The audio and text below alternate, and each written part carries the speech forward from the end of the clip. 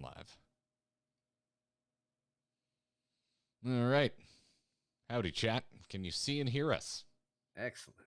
Please let us know if you can see and, I would not say and or, but just and hear us.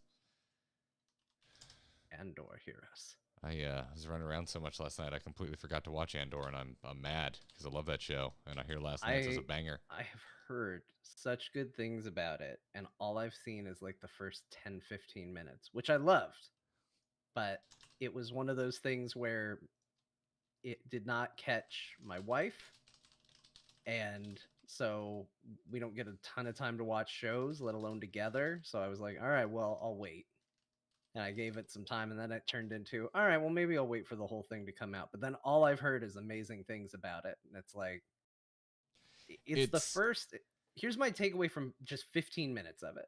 It's the first time where the Star Wars universe felt really different, like an actual universe. Like we're not opening a fantasy book and the pictures are coming to life and showing it to you.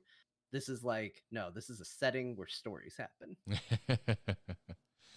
Yeah, I would say it's the first Star Wars anything that actually feels sci-fi. Yeah. Like it's it's really good. I think it's flawless so far. I didn't see last night's episode yet. This week's been nuts, but every episode I've seen I think is like near perfect. But it's like, I don't know. I don't think it's what a lot of people expect, because it's a much more muted tone. Like it's a lot more as grounded as Star Wars can be. It's grounded in the way like Blade Runner is grounded. Right. Yeah. Like it's a slow burn. It's more noir. I love it. Like, oh man. I'm excited to check it out and get into it. Is it done yet, or do we have a few more episodes? I believe the first season is 12 episodes, and I think we're only up to like episode 8. Nice. Look at IMDb. All right, real well, fast. That's gonna be a fun thing to get into then.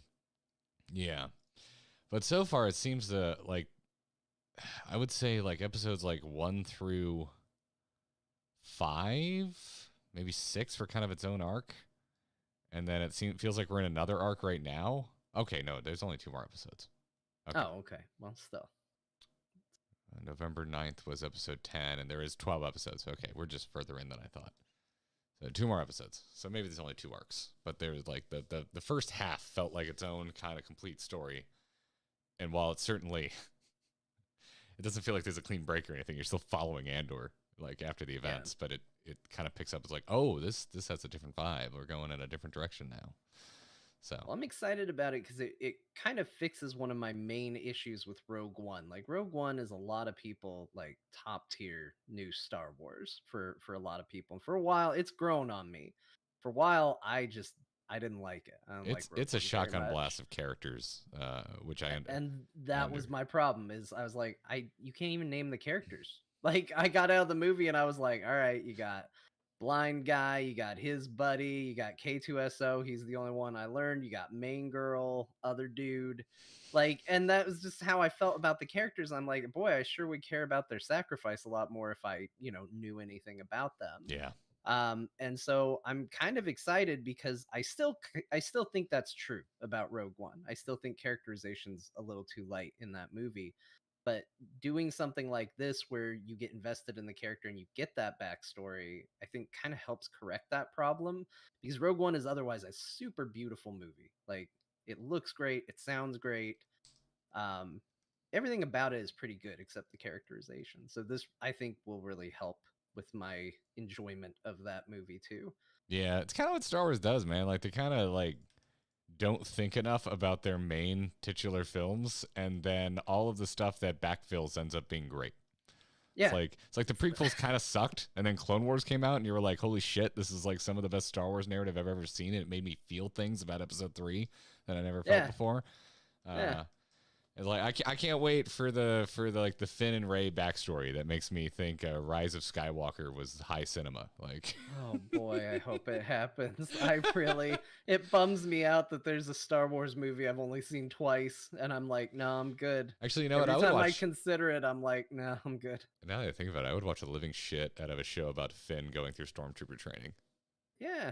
I would watch the I crap just out feel of like that. there was so much potential for those stories. Like Finn as the converted stormtrooper, and it feels like that got dropped. And They just didn't do much with any of it. yeah, it very unsatisfying is how it all came It together. felt like Like a sheet from a one shot where you have pre-made characters and you pick up the sheet and you're like, I'm Rogue Man. yeah, that's true. That's actually an extremely good way to describe it. Is they gave all these character sheets to a bunch of new people, and they're like, okay, yeah. all right, well, I guess this guy just yells woohoo and pines after Rey and wants to tell her something. That's what I've decided this character does And for we're this gonna forget movie about now. that in the third movie too. So Yeah. no, we haven't missed a countdown or anything. I don't know how to do a countdown. I don't have that plugin installed, and I looked it up, and it's way more work than I give a crap about. So this is how Garrett intro shows everybody. Welcome to the pre-show, where I just force my guests to talk about Star Wars. It's not forcing for me. I love talking about. It's a capital F force because we're talking Star Wars.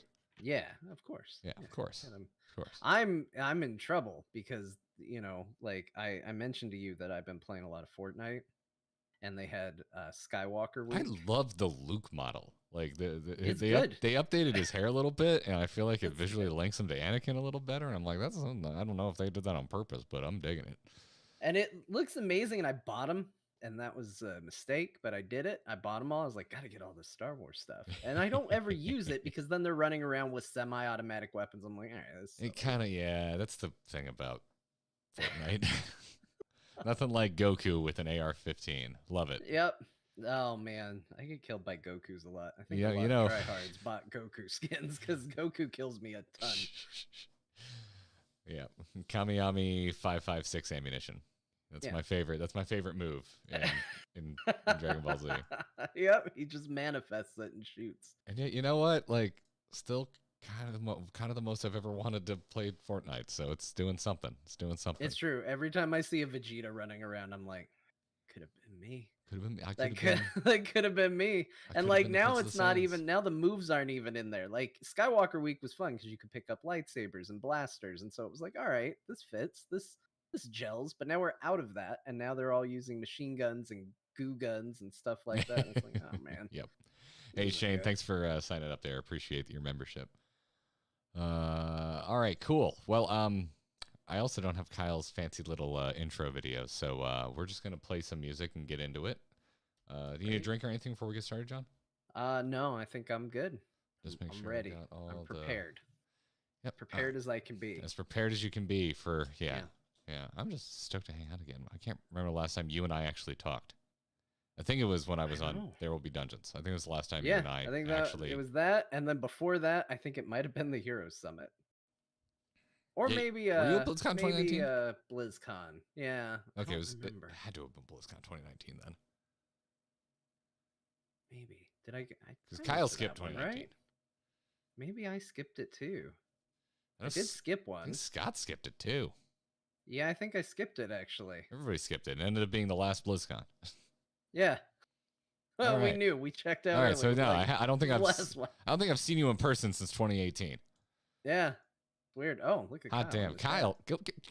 Actually, you're knowing him. He's probably like laying down right now with an adorable baby on his chest. Probably is. And like, what are these dorks doing? Hey, man, congrats, dude. You know, you want to know something that makes me a little sad? What? I'm sure it's true. I bet Kyle's baby has more hair than me. Yeah, it depends on the baby. It depends on. I've seen some bald ass babies. I think it's true. I just think it's true. Yeah, it's fine. I said it last time when I was here with Kyle. The hair quota on this show goes way down. Way down. I'm getting a widow's peak if that makes you feel better. Well, I mean that just turns you into Vegeta, right? Like that's true. Back to the Dragon Ball. I didn't. It just turns you into the best Dragon Ball character. Don't sign me up for that much exercise. If I get the hair, I'm gonna have to train in high gravity. Have to work on the body to fully pull it off. But. Just fold your arms, and be pouty whenever anybody asks you anything. Just be secretly the best dad in that whole universe. Oh, 100. I mean, yeah. It's not a high bar. And honestly, like, not the worst husband. Like, he's prickly, but, I mean, I guess in an old-fashioned way, he's kind of a I guess Vegeta's a bit of a white knight. He's more of about like defending his wife's honor than he is being like a warm, emotionally available man. Maybe he's a mixed bag. Yeah, but he didn't hear about kissing and go, "What's that?" like Goku did. As an adult man. Wasn't that after Gohan was born? Yes. That brings up a lot of questions. He had 2 kids. He had 2 kids and didn't know what kissing was. Goku. I have a lot of questions. Yeah. Maybe he just didn't know the name for it. You know, maybe he's been doing it the whole time. And it says a lot about Goku, but I think it also says a little about Chi-Chi. That's either unfortunate, sad, or frustrating. It could be a lot of things. It definitely says things about both of them, and it says a lot about their relationship. Yeah. Bulma wound up the winner in the relationship department. 100%. 100%. Well, cool. Well, I'm going to fire up the recording here. All right. And let's do this thing. Grinding Gear Podcast, episode 16. Records live in 3, 2, 1.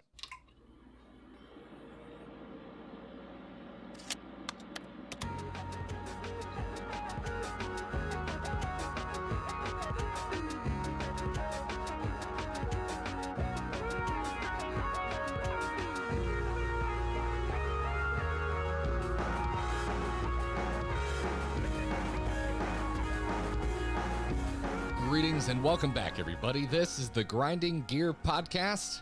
I'm Garrett. Kyle is finally out this week. It finally happened. Out becoming a 2x dad and rejoining us, though the first time I'm on the show with him, is Jon Jagger. You heard from him a couple weeks ago. That's me. I'm back already. Welcome back, dude. I mentioned this to you. I said, eggnog is great in the season. You don't want eggnog all the time. But it has a season, and this is the season of eggnog, and I'm here again. You're eggnog? I'm eggnog. I'm okay. I'm a fine holiday beverage when the grocery store changes what's on the shelves. Here I am. Enjoy it. I'm gonna be gone. I'm a big eggnog fan, gone so soon. It's all right. There have been times where I'm like, maybe I just make eggnog in July, and sometimes it happens. Yeah. Sometimes it happens. But if you don't know Jon Jagger, first of all, you should. He's a great man. He makes and is a part of some really awesome content. Also, you're from the school of used to make WoW stuff, which instantly endears anyone to me. But you're on the Coeurl podcast. I think maybe the best video game podcast going right now. It's good, man. It's okay. It's a little long. They talk about we talk about bodily functions perhaps too much, but we try. If I hadn't already mentioned the show name, I think you would have described just about every show, every podcast out there. That's pretty much true. Yeah, that's true. Like you do. But you should check out the Coeurl podcast. You are on There Will Be Dungeons, also with Kyle. Just wrapped up a season over there. And you've got a Twitch channel, which you're Craftless Rogue over on Twitch, and you're a big old Final Fantasy fan. I am. Been playing through all of them. Oh yeah, I was gonna see if you're gonna get specific, and I was gonna cut you off and say all of them. You've been playing all the Final Fantasy, Jon. All the Final Fantasies. Just so friggin' much of it. What one are you playing right now? I'm on 10. I've made my way to 10 finally. Kyle's favorite, Kissing in the Lake, Final Fantasy. Yep, that's the one. The one where he definitely remembers everything about that game. Sums it up as Kissing in the Lake. That was confirmed my bias toward goth ladies. That's what that game was for me. Yeah, definitely. It's funny because when I first played it, I was like, I don't really know why people like Lulu that much. I think I was more of a Yuna person then when I played it. And now that I'm older and I've experienced the world, I'm like, yeah, I guess I see what's up with Lulu. I get it now. As an adult, I get it. Good. You've come around. And I don't need to eject you from the podcast immediately. Yeah, I figured it out. It turns out it took a little while, but I figured out why people like Lulu, and I got there. I got on board with it. Good to know. Good to know. Yeah, 10, as I've mentioned, we get asked about Final Fantasy stuff a lot, like a ton. And I put out a call for questions for when we get to our mailbag segment at the end of the show, specifically for you, and we're gonna have a lot more. It's almost like we stream Final Fantasy, and we may have crossed over into a group of folks that, also like other Final Fantasy games. But I didn't grow up a Final Fantasy fan. 10's like the only other one I've played to any respectable amount, but I didn't beat it. Which is even weirder that I think about the fact that I also played 10-2 and didn't beat that. But hey. It's kind of crazy because that's what started this whole journey for me. Is I played through 14 and I knew that there were a lot of references. People, I'm sure you hear this too, like, oh, this is from this and this is from this. And like, oh, this raid series is from all the old games. And I was like, all right, well, maybe I should check them out. It was right around the time that Pixel Remaster package came out. And I thought, okay, well, let's just see. Let's dive in, because I would have called myself a Final Fantasy fan. But if you had said, okay, well, which ones have you beaten? None. And okay, which so ones I'm have not you alone. played? Maybe a little bit of most of them. I don't know. Like I had barely played any. I liked them, but like my playtime in most of them was pretty bad. And so I was like, all right, well, I should change this. And so that's what I did. Awesome. Well, we'll talk a lot about that, but I actually want to wait on some of the Final Fantasy chat, because we're gonna have plenty of it. Because I've got other things I want to ask you about when we get into what's new in the gaming landscape this week. So let's move into it. Good. All great news, everyone. Shove it. Just gonna get ahead of the pack and say there's like really no gaming news this week. It's just Ragnarok, and I'm sick and preparing for a wedding and going away. And you don't have a PS5, right? Not yet. Yeah, but so the next time I'm over at my parents' house, they need to watch out, because Sticky Fingers is getting himself a PS5 as he leaves. Yeah, and so I will have that game immediately as soon as I can do that. I just need to steal from him. Yeah, this podcast is gonna have a big old delayed Ragnarok chat, because that's gonna be the first thing I do after I finish my damn Masters here in 3 weeks. It's so close. I'm so excited for it. I'm so excited for it. I'm glad Kyle finally came around to playing it, even though he acted like nobody told him about it. We all told him about it. Kyle is on Twitter but doesn't know how it works, or you know what? I think it's more of an active rejection. I think he's ahead of the curve, because now I don't think anybody knows how Twitter works at all. So I really think he just beat us all to that point. Do we need to shame you? Did you buy your blue circle? Did you pay your $8? Okay, I don't have a check mark by neither. my name. I'm not verified. I'm not a bit. I'm legitimately curious what happens if we just block every single person we see with a blue check mark. Like, will that just defeat the algorithm already? Also, can't make it any worse. Like, I use TweetDeck, which already kind of gets around the algorithm. So I'm kind of, the whole thing's just weird. The whole thing's just strange. Nothing has happened on TweetDeck. Like, that's the secret, is I'm just sitting there and it's fine. It's just going the way it always went. But I don't want to tell anybody that, because then they're going to try and fix that too. Yeah. Anyways, I hear playing a ton of Marvel Snap. You've joined the masses. This is the other big thing I'm noticing this week is I cannot escape the Marvel Snap chatter across every corner of the internet. No matter how much they try and destroy the Twitter algorithm, I'm still hearing all about Marvel Snap. Yep, we're all in it. We all snapped. Yeah, I'm gonna out myself and say it feels like old news to me, because I've been in the beta for so long that I forgot that it hadn't technically come out yet. Yeah, a lot of iPhone users are like, "Did you hear about this new game?" And Android users are like, "Man, I'm done with it. I beat it. I'm good. I beat it." Yeah. So Marvel Snap is a new card game from a lot of the original Hearthstone developers over the new studio. They went and founded Second Dinner, which back when I was on the Angry Chicken was kind of a big deal when all that went down. Ben Brode and a lot of original devs from Team 5, which is the Hearthstone dev team over at Blizzard Entertainment, they left and they started a new studio. A couple months later, we found out they got a big investment and the Marvel license, and we're like, what are they making a Marvel card game? Is it that simple? And the answer was yes, it is actually that simple. They went and made a Marvel card game. And then they decided, hey, while we're at it, what if we just sort of replicated Hearthstone's success? Because it's been shocking. I've been seeing celebrities talking about this game, and um, it just seems to be following that same trend of Hearthstone, maybe not quite at the same volume, because again, there was this sort of long launch tail that it's had, depending on, if you were on Android or not, or even regionally. It was out in a couple regions for a while before the US.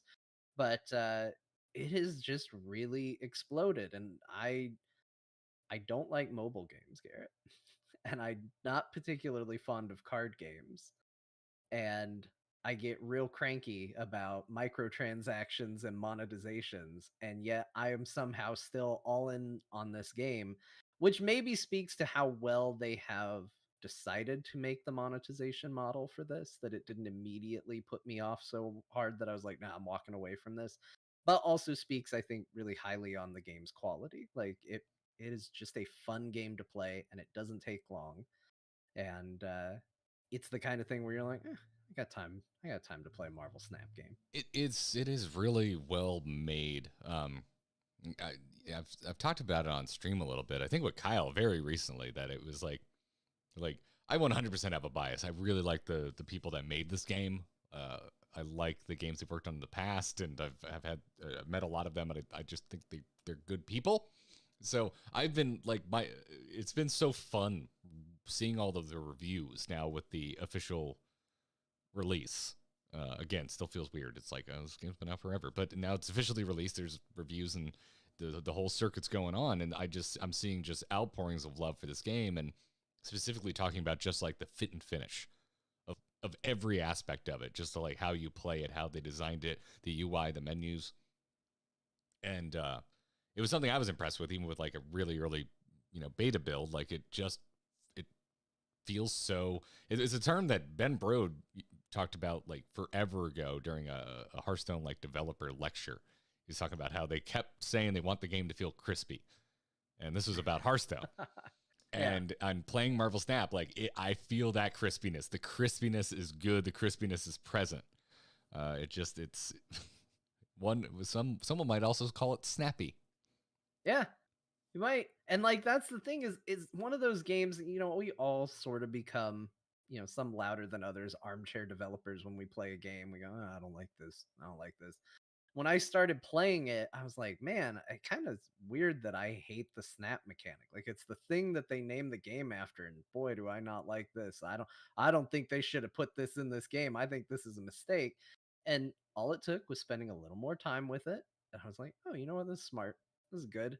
What a good choice. Turns out they know what they're doing. And I feel like I have consistently said that about this game, is even the times where I've gone, thinking, what are they thinking with this? I've gone, oh, okay, hold on. Wait, no, it makes sense. I think the game just really, really works. I do think there is still an element, depending on where you are, the pools of cards help. But as somebody who, just to kind of track my progress, if you know about the game, it's worth mentioning that when you start, you're in what's called Pool 1, which is a limited selection of cards that are going to be coming into your hand, that you're unlocking, that you're using. And then you move up to Pool 2, the range of cards gets bigger, and then Pool 3, the range of cards gets bigger. And Pool 3 is a little tricky because that pool is actually much, much bigger, and it isn't a set trickle of cards. Like you're unlocking packs that might have cards in it, they might not. So progress into Pool 3 is actually pretty slow.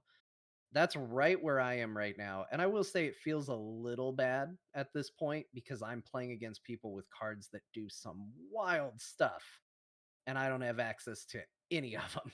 And it is something that can be solved with money to a degree. Like that's where it kind of gets tricky, and it's where I think they are making overall smart decisions. Is I can't just go throw a ton of money at it and solve the problem. I can move it a little quicker. I would certainly be in a better spot if I threw money at the problem than I am now.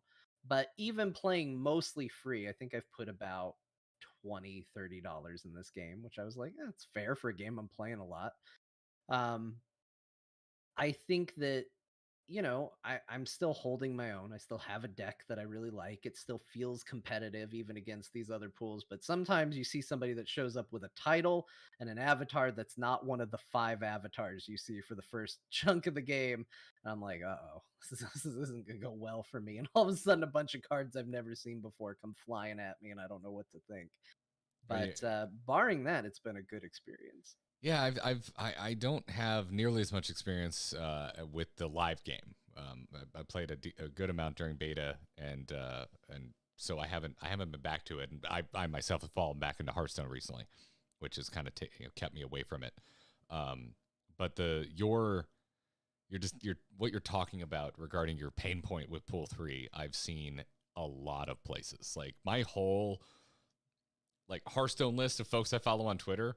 It's mostly like 50-50. Maybe they're tweeting about Snap, maybe they're tweeting about Hearthstone. Pretty easy to tell between the two. And your Pool 3 pain point, I've heard a lot of people talking about that from the card game world. Yeah. So you're not alone. Yeah, it's rough. It's a slow progression, and all of a sudden it just gets wild. Like the game just opens up in a crazy way. Yeah, and I don't know. I give card games a little more leeway with the pay to win aspect. It is somewhat cynical, but it's just because I see it's it's card games. They've always been like this. They're always gonna be like this. There is going to always be some sort of level of, if you want to get really deep into this, it's gonna cost you some money. And my gut reaction to Snap is that it's probably the least offensive of all of these in terms of its approachability from a free to play perspective. And yeah, I hear myself. It is a massive excuse. I'm hand waving. Oh, but you're not wrong. Like the kid who wins is the kid whose mom bought him the most Yu-Gi-Oh cards or Pokemon cards. Which is why I like sealed and draft in Magic. But yeah, it's a thing in any sort of constructed card game. It's a factor, and it's always going to be a factor. So with that in mind, with to be a realist about it, I really like how they've monetized Marvel Snap. They tried one thing that seemed pretty greedy in the beta test, and everyone cracked back we hate this sucks, how dare you. They immediately knocked that shit out, and they haven't tried anything like that since. So I'm really happy to hear that their launch appears to be going sounds like damn near flawlessly. Yeah, I think it's well deserved on the back of a good game. And again, like you said, not every decision's always been great. They've addressed it. They've seemed to have a genuine earnestness about making the best game that they can, which you cannot say about most mobile game publishers out there. It's hey, we think this is shady, and they're like, well, what are you gonna do? That's their answer. What are you gonna do about it? Well, we were hoping you'd do something about it. No, what are you gonna do? It's the market. Please do anything at all. Yeah. So you said you kind of moved past that. I'm curious, is this new ground for you? Because you say you don't really like card games earlier. Is this the first card game you've really gotten into, or? I was a big Hearthstone fan. Prior to this, I did buy Pokemon cards, but I mostly bought them because I like Pokemon, the video game. Same. Now they're in card form. I played a little bit as a kid, but I mostly had Pokemon cards for the to collect them. Yeah, that's speaking of pain points. I sold a complete set of the first gen Pokemon cards that would probably be worth a lot right now. But I was like, they're never going to be worth more than the $300 I'll get for them right now. Turns out, oops, I was wrong. It was the one thing. It was the one thing that's actually going to be worth something, which I cannot say about all of the episode 1 toys I still have in the packaging.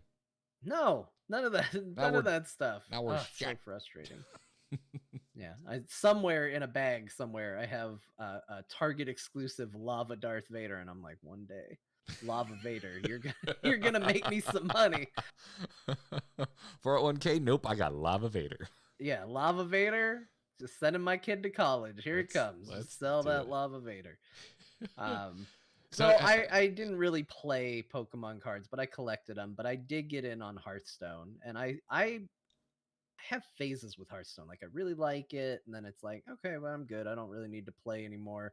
I did get in when they did their dungeon sort of runs, and I thought those were pretty good. And then I was just like, oh, I think I just like this more than the competitive Hearthstone. And then I found other attempts to do that after the fact less interesting, and I'd fall back off of it. I did enjoy, what was it? The League of Legends one. I thought it was okay, Runeterra. but I didn't stick with it for very long either. I was like, oh, this is fun, and then just stopped playing it at a certain point, and that was that. I can say that at least that one didn't feel after my wallet. I didn't spend any money on Runeterra. I was like, I had a great time for a period of about a month, and I didn't spend any money at all. So, kudos to it for that. So I've dabbled here and there, but I would say Hearthstone and this are probably the most like into a card game that I've been. Do you have a gut feeling on what one you prefer? Like, do you feel like Snap kind of ate Hearthstone's lunch, or you think they're comparable and you're just in the mood right now? I think they're comparable. I think for me, where Snap is a bigger success is Snap has made playing against other people more fun. And I don't know if that's exclusively the domain of like the Snap mechanic, where it's like, we get to be in it a little bit. I can be outplayed and go, well, I'm gonna retreat, and you're only gonna get 1 cube. Like, it's kind of this petty fu that you can give on the way out of like, you know what? I'm walking out the door. You're not going to get a bunch of cubes off of me. You got a nice deck, very impressive, but you know what? You're not getting my cubes. And I think giving that to the player kind of feels good. It kind of gives you, and they don't make a big deal out of retreating like, oh, you're a failure, you retreated. Like, they're like, you retreated, good job, now make a card 3D. Like, it's all very exciting. It's very big. And I think that's smart. There's no Smash Brothers giant all caps bold font failure. Yeah, you don't have that while you slow clap for the winner. Like, your character's been shamed into just going, just real slow and sad. They make you feel good. Now, it can feel bad. You can be very confident that you're going to win, and you can snap and lose 8 cubes, and those are tragic. But, I think overall they've turned losing into a thing that feels okay. They gamified it. Yeah, and winning feels extra good, especially if they snap, because that's the problem. I always forget to snap, but my opponents don't. But then when they lose and they snapped, that feels extra good. Because, like, not only did I win, but you thought you were going to win.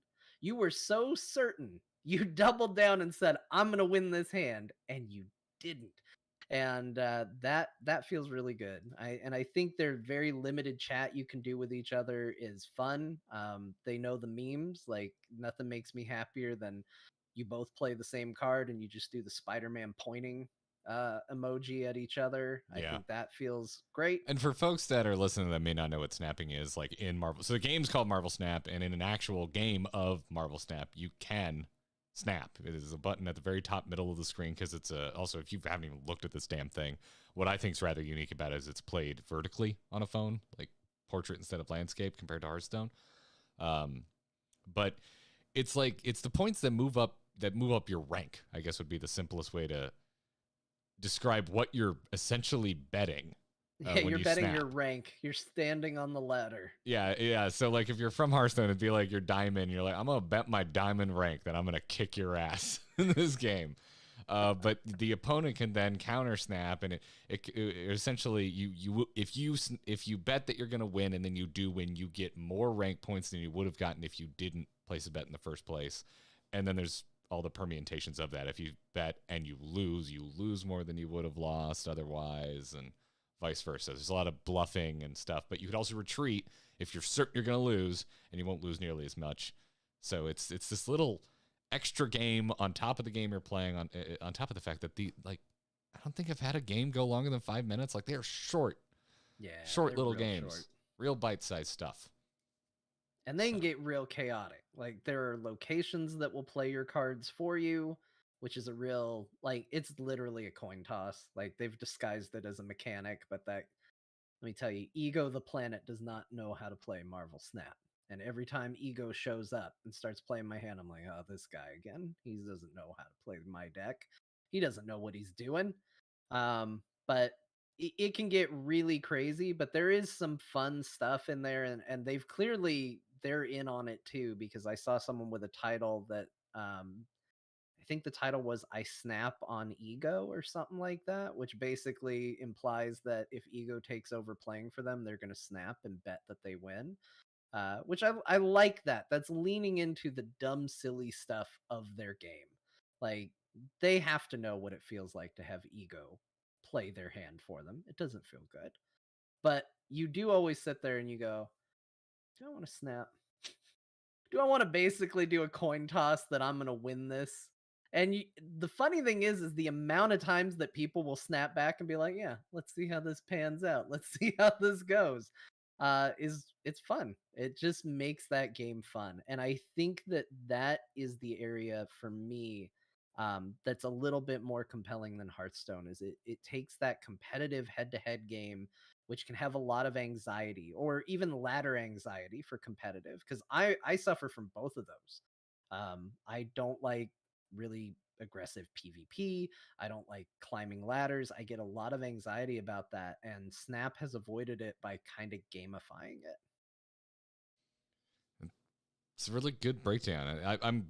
I'm curious what's clicking for everybody when it comes to this game, and that's cool that's what you lean on, because it is so unique. I mean, the game itself is so freaking unique with the like 3-lane setup, which I know Artifact had, and it's hilarious watching people refer to this like, hey, what if Artifact was good? That's Marvel Snap. And I'm like, kinda. Yeah. It's weirdly, like, deceptively simple, I think, compared to Artifact, but there's so many layers to it. So it's a very good card game. And I'm just kind of annoyed. It's bad timing because I'm really interested in Hearthstone right now. Like, they're adding Death Note, or not Death Note, Death Knight. They're adding freaking Death Knight, which was like had reached meme status of me being like, if they add Monk before Death Knight, I'm never gonna play this game again. And here they are. Here comes Death Knight. They're like, we made this for you, Garrett. Yeah, you've been listening. Yeah. Did you see that? Did you see the announcement for the Death Knight thing? They did a 3D. I saw the video, and I was like, man, they're really going all out for this.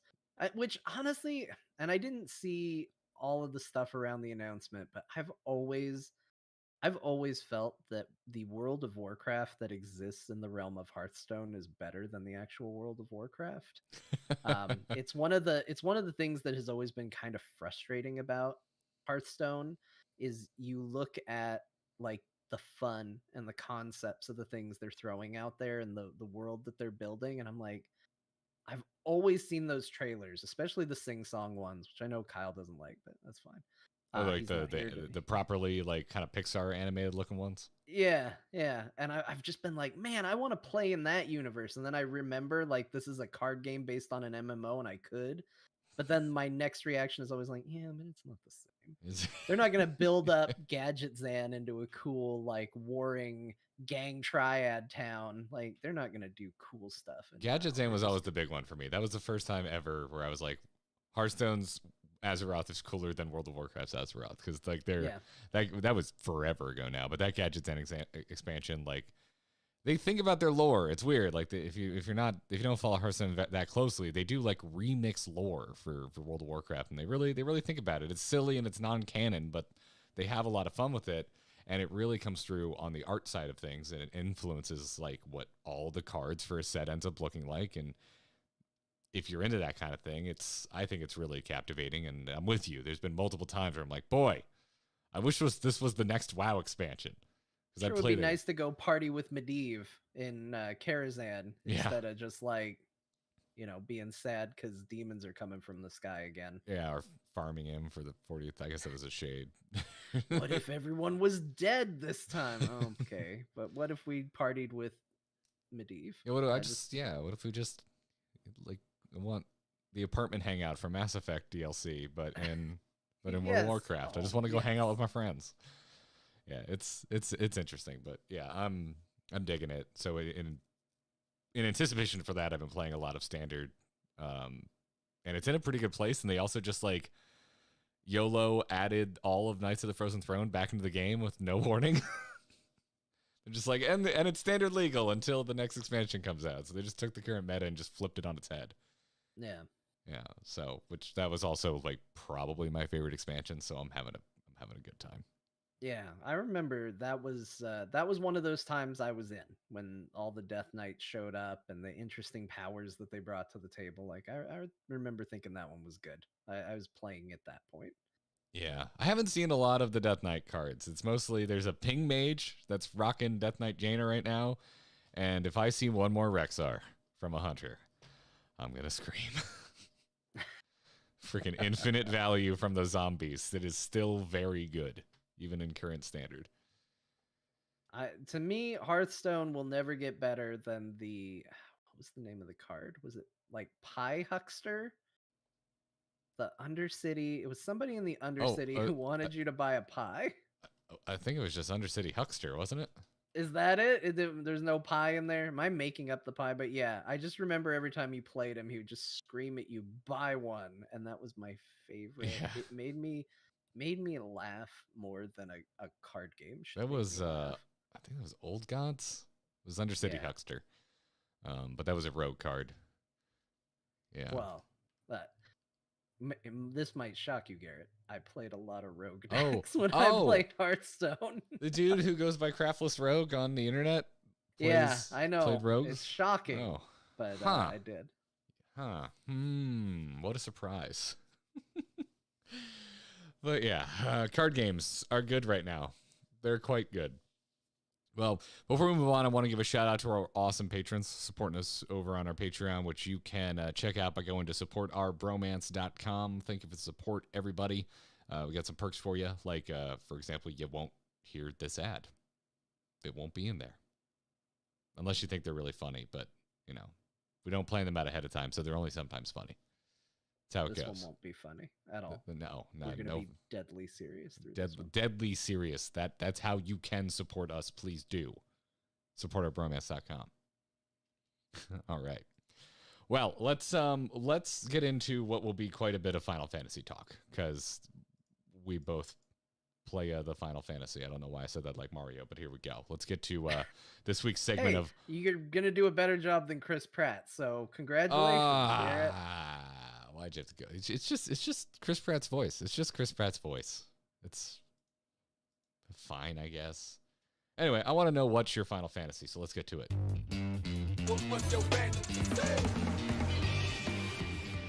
So I just kind of want to have a big Final Fantasy talk with you. With last time you were on, you were talking about what current Final Fantasy games you were playing. With Kyle, you're going back through. At the top of the show, you said you're currently on 10.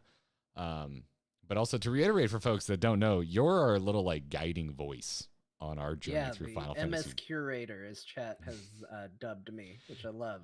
Yeah. You help us with the Final Fantasy, our playthrough of the Final Fantasy 14 MSQ. We mostly just, you let us know if we're really going to piss off the stream if we don't power through to certain points. Yeah, there's a lot of that. There's a lot of messages to Kyle where I'm like, all right, look, you better do this. If you do this, chat is going to be mad if you have to stop early. Don't make chat mad, because you're just going to have to hear about it. Like, yeah, not to tell you what you have to do, but I warn you about, like, hey, it depends on how much you like messages and YouTube comments and chat, because you're going to be getting some messages, which we saw at the beginning of the Shadowbringers, with the decision on where to go first. Yes. Because I definitely said, if you cut off in the middle of the Alizé zone, if you stop in the middle, people are going to be upset. It's going to be full on riots in the streets. Yes. Yeah. So, when you see us do a leveling stream, sometimes we do them because we legitimately just need a level. But other times it's because we're like, oh, we have a hard out this day, and we know if we pick up the MSQ, we're going to be in spitting distance of this moment that's going to make everyone freak out. So if we have a hard out, maybe we should just have a chill vibe stream where we just, level, run dungeons, hang out with chat, kind of a thing. Like, in case you're ever curious how we plan our streams, that's usually how it goes. And you can thank John for that. But yeah. And I usually give, when I talk to Kyle, I usually give him a lot of options, like where you guys have stopped now. I think I gave him 4 options. I was like, all right, if you stop here, it's going to be a little cliffhanger. If you stop here, it's going to be a decent stopping point about halfway through the zone. If you stop here, you're going to have another cliffhanger. If you go further than that, you're on a gauntlet because chat is going to want you to keep going, and you will probably want to keep going too. So I tend to give them, like information without telling them what's coming and say, hey, plan your streams accordingly. Not quite the level of mastermind of like, in hour 2, make sure you've reached this point. It's just, knowing about the pitfalls and what to expect. Yeah, you'll like send us like a quest name and you're like, yeah, probably make it to here. It's a good stopping point. Like, that's kind of it. And everyone's always like, sometimes quest names are spoilers and they're always like some folks are very spoiler sensitive. I'm like, I don't know. I've legitimately looked at every single quest name and not a single one has spoiled me. Yeah. John, did you know that some of the quest names are named after the expansion you're playing? I was going to say spoilers. The last quest in the expansion is always the same name as the expansion. Imagine. Yeah. Imagine that. Yeah. So I don't personally worry too much about it. There's only so much we can do. We're doing our best, trying not to tick everybody off. But yeah. I don't mean to alarm you, Garrett, but Endwalker's last quest is called Endwalker. Oh my God. I cannot believe you spoiled that for me. I just, I'm throwing it out there. You monster. Throwing it out there. We're going to ban you from our chat now. Yeah. You also carried our butts through Coeurl. If folks go back and watch our Coeurl video, you'll see a little bit of your Reaper at the time running around. You're a dancer, though, dude. You're a dancer main. I am. I like dancer. Although, man, every now and then I'm like, I got to learn Reaper again. Because I forgot it. Because I played through all of Endwalker's Reaper and was like, yeah, we did it. So what I like about Dancer is it's not so uncomplex that it's boring, but it's not so complex that I can't just swap to it after weeks of playing nothing but Dark Knight and I can still be effective. Oh, Dancer is so fun. It's so, like, the thing is like, it feels interesting because it's not a set rotation like so many of the other jobs are, where it's like, okay, well, you press this, cycle through your rotation. There's elements of it, but just seeing buttons light up and go, I'm gonna press this button this time. Now I'm gonna press this button. Oh, good, this went off. I'm gonna press this button instead. Like, it's just, for whatever reason, that makes me have more fun when I'm playing the class. Also, it's very mobile, and I'm very big on classes that can move around because very frequently I find myself in the situation, I don't know if you've ever been in this position, Garrett, where you're standing in a spot for a mechanic and you go, well, surely this is where I need to be. And everyone is somewhere else. And you have to make that decision of, are all of them wrong? Or is me over here by myself wrong? And sometimes I don't make the logical choice that I go, no, it's the children that are wrong. And then I blow up. But sometimes I go, oh, I should probably be over there with everybody else. And Dancer helps solve that. So what you're telling me is we shouldn't expect to see you on Black Mage anytime soon. No. No, I don't. Okay. I don't think I'm going to be a good Black Mage when I finally decide to level Black Mage. Although I really enjoyed the quest line for Black Mage. When it's, can't remember what they are. Thaumaturge? Is that what it is? They started as a Thaumaturge, yeah. Yeah, that quest line I love. The little Lalafels that just want to blow things up. They're fantastic. Black mages, they're great. Yeah, I'm about halfway through the start of Thaumaturge right now, and I love those little cult potatoes. They're great. They look like cultists. They got the best robes. They're fantastic. Yeah, that's a solid job quest for sure.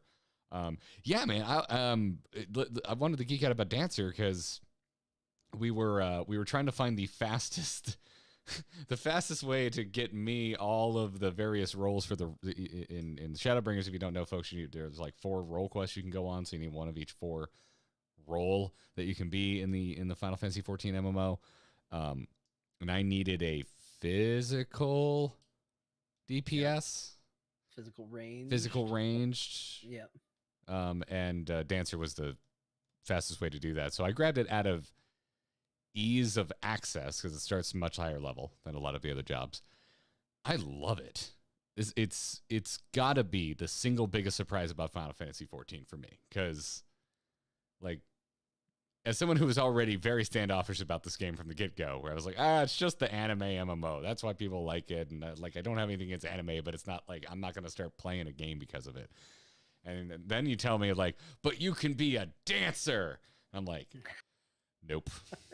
That was my reaction too. I was like, what did I unlock by getting to this level? It's like, you can go be a dancer. I was like, nope, not gonna do that.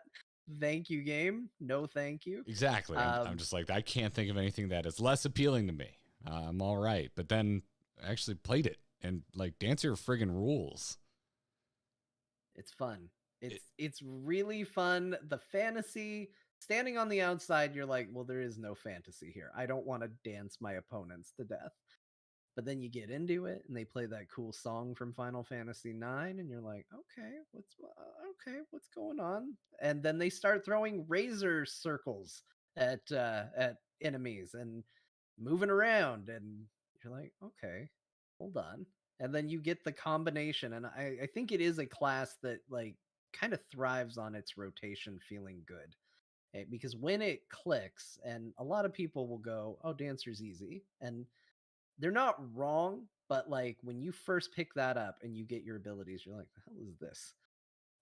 Like, I don't know what this is. I hit this button, I start moving, and all my abilities turned into something else. I don't know what to do. Like, it was a confusing start for me, but I stuck with it, and the end result is, I think, just one of the most fun classes to play. And I can't even exactly say why. I think it's it's like talking about Snap. Like, it feels crispy. It feels satisfying. There's something about the way I know they're called chakrams, but I think of it as a glaive class because I come from Warcraft, so I'm thinking of like the Wardens with their big circle blade weapons, and it's the most satisfying version of that. If you've ever thought that circular bladed weapons are cool, the way that they accomplish how you would fight with it in the Final Fantasy XIV fiction, where you chuck them like bladed boomerangs that arc in these really pretty ways, but it also just feels really impactful. Like, it feels like, you ever played a shooter where the shooting feels like you're not sure you actually hit anything? Like, the registry of the hit is not satisfying, and then you go play something like Halo or Counter-Strike, and you're like, this is the most satisfying bullet hit I've ever experienced in a video game. That's what's going on here with the way the Dancer attacks land. I feel so satisfied watching these things arc out in front of me and then crisscross at the apex and hit the target. It just looks great. And like you said, since you have basically full range of movement, you only need to get close for like your big combo. It's also it is just purely fun. Like, you don't feel hamstrung. There's not a lot of feel bad moments. I'm super interested. I really want a Black Mage, but I've done a lot of research into it, and it feels like there's a lot of feel bad moments where you have to sack your DPS to not die because you gotta walk out of your damage circle. And I've yet to experience it. Like, the closest thing to a feels bad moment is like, oh, I started my dance and the boss went underground. But whatever, I'll have another dance in a few cycles. It'll be fine. I think the real trick to Black Mage is you just need to, because in theory, right, you're not running any sort of add-on that would tell you otherwise. Just always assume that as the Black Mage, you're doing the most damage. It's probably not true, but, just think like, yeah, I had to move 90% of the fight, and I only fired one spell, but it was a hell of a spell.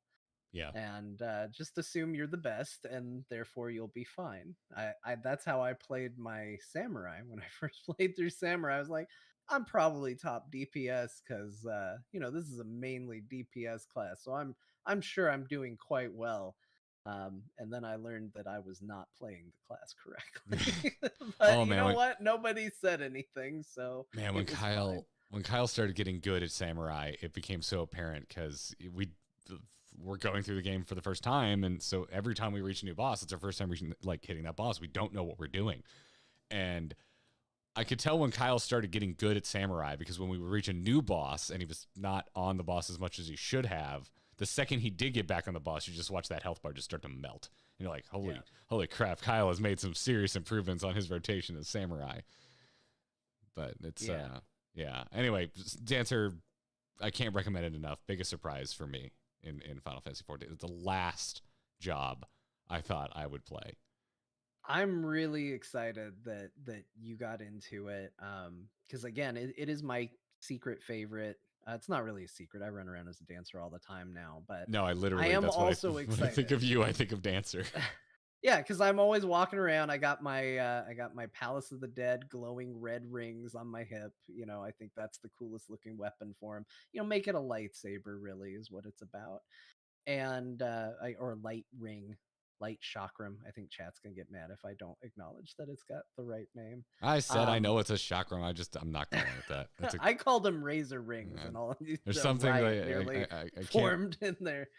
I cannot. There's some things I cannot remove from my Warcraft adult brain. It's a glaive. It's a glaive for forever and always for me.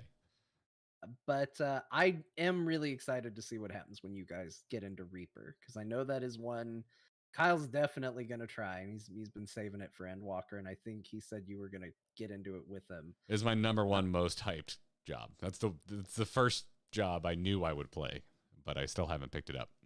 Reaper feels like a mix between what I enjoyed the first time playing Samurai, which was kind of this up close melee, solid damage combat, and Dancer which was like a really fun rotation with some good mobility options in there, mixed in with an actual aesthetic that you're into. It's not like, and you danced it to death. It's like, no, you're a Reaper and you've got this spirit coming out of you and doing attacks with you and stuff like that, and it's genuinely very cool. I really like it, but what I've learned, unfortunately, is that you can forget the rotation, at least at my age. You can forget the rotation. And so I keep having to relearn Reaper, because I keep going back to Dancer, because again, I do love that class, that job. And so going back to Reaper, I was like, yeah, I got this. I don't remember how to play this at all. So Reaper not approved for elder millennials. Yes. Okay. Yep. We know it one day and then it's gone the next. That's unfortunate because I am in that camp. We'll deploy the Kyle Ferguson patented add-on of Post-its. Just leave a little Reaper Post-it stuck on my monitor and remind myself. I'm telling you, Kyle's ahead of the curve on some things. He's the first person I ever saw do a UI like bar setup just to tell him where his positionals were. And I was like, that's brilliant, because I forgot it all the time as a samurai, because they're not, there's like 2 abilities that are positionals, so it's very easy to go, I don't need to know this. Oh, I didn't know that. Is it like a left right? Yeah, there's one that's more powerful from behind and there's one that's more powerful from the flank. And he's the first person I saw. Isn't behind and flank the same thing? No, flank is the side. Oh, gotcha. Yeah. He's the first person I ever saw that did that set up like a little UI, like just with hotkeys and buttons, that was like, no, use this ability here, use these abilities here. I just forgot it and was like, well, I guess I'm just going to be a bad samurai. That was my solution, was just be bad at the game. Kyle was like, no, I got an easy way. So good on him. Like, he continues to be ahead of the curve on Twitter, on UI, and when we're all buying Post-it notes in 5 years, we're going to be like, man, he really knew what was up with these Post-it notes. Well, good to know.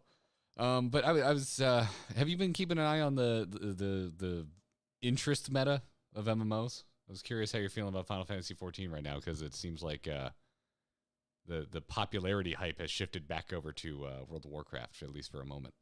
Yeah, and I mean, I think that's normal. I think what Final Fantasy has probably taught a lot of WoW players is that, hey, there's other games out there, and it is okay to try them. And then, shockingly enough, if you want, you can even go back and try WoW again, should it so interest you. I can't say that I'm particularly excited about the new WoW expansion. It's one of those, my interest level in it is, if I'm bored, I've never hated leveling up in WoW. Like there's not an expansion, no matter how much I hated the overall expansion, even, like Shadowlands, Cataclysm, what I consider the bottom of the barrel. I think their leveling experiences are actually pretty good. And I had a good time getting from whatever the previous cap was to the new cap. I've always liked it. And so if I'm bored and I got nothing else going on, that might be a fun thing to do for a period of time. I'm not opposed to it. check it out and see what's going on over there. I'm not racing to pre-order it and needing to be in, but I don't think there's anything wrong with that. And I think there's plenty of reasons and evidence to be excited that, this time might be a little bit different for WoW. And I think that that's good. And I think that that curiosity is definitely going to be there. I know for me as a former WoW player, like, you tell me you redid talent trees and you've at least got me wanting to log in. I don't know if I want to spend $15 to log in to look at talent trees, but you've at least got me that far where I'm like, I should get in and see what those talent trees I look thought like. I might stream a little while Kyle's away and like actually get my feet wet in retail again. So I logged in a couple nights ago, and the new UI is fantastic. That's the first thing I was really excited about that too. But the funny thing is it I don't like mods. Like, and I don't mean this as a dig, but it's like, oh, you did the Final Fantasy XIV thing. Like, I now have full control over where every single piece of my World of Warcraft UI goes, and that reminds me immediately of FF14 because someone complimented my UI this week in 14. I was like, damn, Garrett, that's a clean UI, and I'm like, ooh, I didn't know I could receive a compliment for that, but thank you. Man, I need to go back and look because, and I mentioned this when I was on the show with Kyle, and sadly I need to out myself as still having not solved the issue. So I haven't played a lot of 14 recently, and it's because I lost my. I had to do a reboot on my computer, restore, and I did not save my UI settings. I saved my system settings for Final Fantasy, but I didn't back up my character settings. So I have to do all my hotkeys and hotbars and UI again. And I have been so lazy that I've just done Golden Saucer when I log in. Like, that's it. I just log in and I do jumping puzzles and triple triad and anything I don't need my hotbars for, because I'm just trying to pretend that the hotbars will magically fix themselves at some point. So I think it's time to go shopping for good UIs. Last month I finally did the work and found out how to back up everything, because that little like load button on your login screen, that doesn't do what people thinks it does. It barely saves anything. Like, it is questionably useful. You need to actually go into your files and save specific files, and they are not clearly labeled. It's like a random string of numbers and letters. But I finally went and did that because I wanted to move my UI setup over to my laptop for when I traveled last month. And so I finally did that. And you know what I did? I took that whole file and just dumped it on my Dropbox. I'm like, you're going to live there, and I'm going to forget about you. And the next time I have a complete meltdown, you're going to be there. You're going to be there waiting for me. You'll be so happy. Like, just think of how happy future you is going to be because of the decisions current you is making. Not like me. Sure hope I named it like Final Fantasy or something, so at least I can search my Dropbox and find it, because I'm thinking about it right now and I don't know where I put it. But yeah, no, I'm kind of hopeful for this pendulum swing back in the like, if you follow the YouTube meta at all in terms of MMO interests, like, it's like, oh, people are more interested in Dragonflight right now, which, this time last year it was the grand exodus from World of Warcraft to Final Fantasy XIV. It felt like this was the end for World of Warcraft. And anyway, I'm feeling pretty hopeful about it right now, because I'm kind of looking at the landscape going, I'm looking at a lot of the really popular creators out there, and a lot of them are just doing both.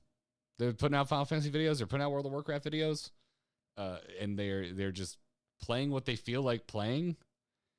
And as someone who still like can't believe anyone still wants to like utter the term console wars, like, that makes me happy. Like, who cares? Like, the game. I have zero interest in playing the quote unquote best game. I don't need my game to win, whatever my game happens to be. I want competition, and I want these games pushing each other and learning from each other. And it's sure as shit seems like that's really what's happening right now. And I think that's cool.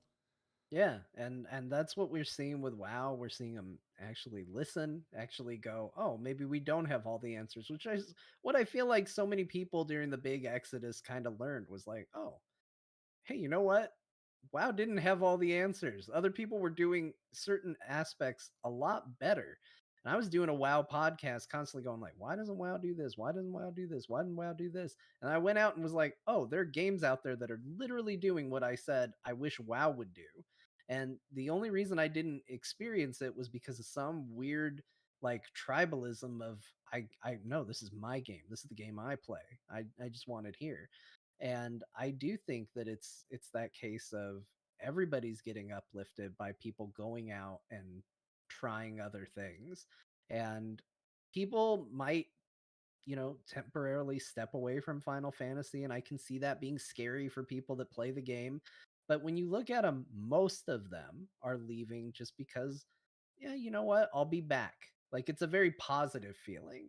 It's like, yeah, that was a super great adventure we went on. Things are a little slow right now. We'll check back in a little while.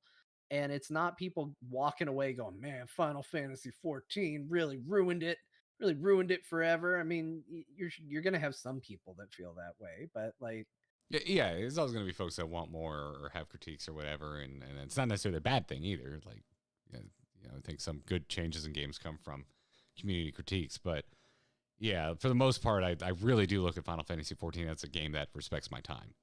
And it feels like when I am a current player, with everyone else looking forward to the next expansion coming, it's like, I think I'm going to have clear personal endpoints for me. And that's exciting because I had it in Wrath, which is the most I ever enjoyed World of Warcraft. I was like, once I beat Arthas, I'm taking a break. And I did. Good. And I felt great at the end. I was like, oh boy, I beat an MMO. Like, I've never felt like that since. Maybe the end of like the Sith Warrior questline in the Old Republic, because that is just a Mass Effect ass RPG game. And they have endings of chapters and stories and stuff. But like I don't know quite what it'll be, if it'll be like, but I could see myself picking any sort of endpoint. Like maybe it's just finishing the MSQ and I'll feel like I'm ready for a break, or a lot more likely for me, it's going to be, I'm going to beat all the raids. Once I beat all the raids, I think it might be time to like take a little break or something. Like, I don't know. It's so far out. Anyone who watches our videos is probably laughing right now. They're like, the speed you go through the MSQ. Okay, buddy, talk to me when you get there. But like I think about it and I'm just like, to me, it's a really healthy place to be mentally with these live service games that essentially never end. Yeah. And it's something I really like about Final Fantasy 14. And I think it's just kind of made me a happier gamer. Like, that is such a cheesy sentence to leave my mouth. No, it's true. It's 100% true. And I think the more of us that adopt that mentality, the more it sends the message to the people making the games that that's how we want to play. I think one of WoW's biggest pitfalls, if you look at the reasons why that game had such a rough patch with some of its last expansions, is because they seemed to just want to give you stuff to do. Like, here's something to log in, but it wasn't fun. It was just like, well, we got to give you something to do, so here's this. It's like, well, that's terrible. Yeah, like, just let people leave with good feelings. Like, here's a big grindy system that it's going to take you months and months and months and months to get through, and it's like, well, why do that? Well, we don't want people to speed through it. Why not? Like, they'll feel good. They might leave your game for a little bit, but they'll leave your game feeling good about it instead of leaving your game feeling frustrated and angry. And when you put out more content, they'll come back. And that's how it works. And that's how it should work. And I think the more games that want to live long shelf lives and continuously put out content understand that that's going to be the way players work, is that like, yeah, we'll come in, we'll check it out, we'll go. And that's going to be the normal ebb and flow. I think we all benefit from that, because instead of giving us chores to do, they're going to be giving us fun experiences for little windows of time. And I look forward to that.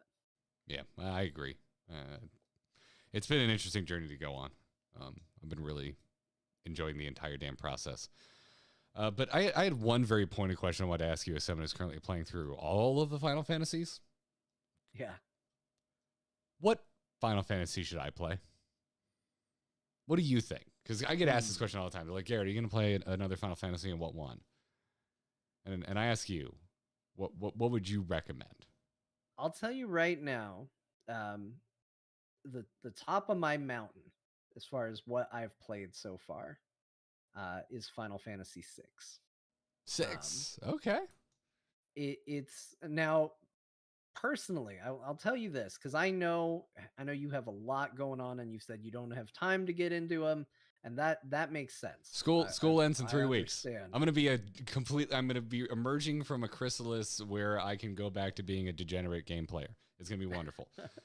But the Pixel remasters that came out on Steam and phones, if you want to go that route, no judgment except for how I sounded when I said it. I recently picked up Tactics on the phone, and while I find the game really charming and I do want to play it, I don't want to play it on that phone. Those phone controls are bad. Nope, I hate it. But hey, you all out there, you do you. The Pixel remasters of those games are phenomenal, and a couple things that are really good about them, just to kind of continue to try to sell people on this. It has updated graphics without looking like a completely different game, like they do with a lot of like updated ports where all the art has changed. You look at the Pixel remasters and you go, oh yeah, that's what that game looked like. Well, then you go find an NES screenshot and you go, oh no, they've really done a lot of work here. This looks great. But in your head, it looks so true to what was there. You're like, yeah, I'm playing an old game. This is what it used to look like. This is great. And it kind of tricks your mind into looking the way you thought it looked, which is really, really amazing and impressive that they can do it. And I hope more games that want to do re-releases of their old games go this route, because it's really an interesting thing that's happening artistically, where they can trick your brain into thinking, yeah, this is how this game always looked, and that's not true at all. But the other thing that's in there for people, I think like us, who are used to a little bit more faster pace when we play games, is they do have a auto battle feature, which is just a press of a button and your party will do whatever the last command you told them to do was. So you can go through a single round and tell your fighter to, hit, your rogue to hit, your black mage to cast fire, your healer to heal, hit auto battle, and every round you'll just hit something. The black mage will cast a spell until he's out of mana, and then he'll hit, and the healer will heal whoever is at the lowest amount of health automatically. And it goes at 2 times speed. So you just fly through it. And it actually makes that turn-based combat really fast. And if you ever feel the need to grind, like it makes grinding, through stuff really, really quick. And it made those games play at a pace where I didn't feel like, oh, I just sunk so many hours into this RPG. Like it actually moved and felt more like a modern game experience. That's awesome. That's good to know. I love old pixel art too. So the fact that they haven't completely gotten away from that makes me happy to hear. Yeah, I think you'll dig the art of it, because it is that pixel art turned up, and a lot of cool effects, like you'll be going over the water of the oceans and it's reflecting the sunlight, and they put a little modern touches on there where it's in your heart that wasn't in the NES version of the game, but you're like, it looks good. It looks really nice. So I actually would recommend the entire Pixel collection. Final Fantasy 1 is bare bones, but it's solid. It's your Super Mario in Mario Kart. Like, there's nothing incredible about it. There's nothing awful about it. Is the perfect way to start that series. Final Fantasy 2 is easily the worst one, but it's interesting because it feels almost like a Bethesda game years and years before Bethesda games.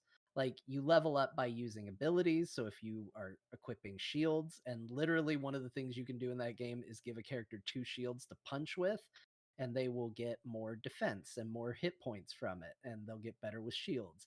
It had these really weird concepts that it does a really bad job of executing on, but you look at games like Skyrim and they're doing the exact same things. The exact same principles are in those games. Final Fantasy 3 is one of my all-time favorites. It's never really come out properly in its original form in the United States. And that one will probably feel special after you guys finish Shadowbringers, because Shadowbringers has a lot of connections to Final Fantasy 3, musically, thematically,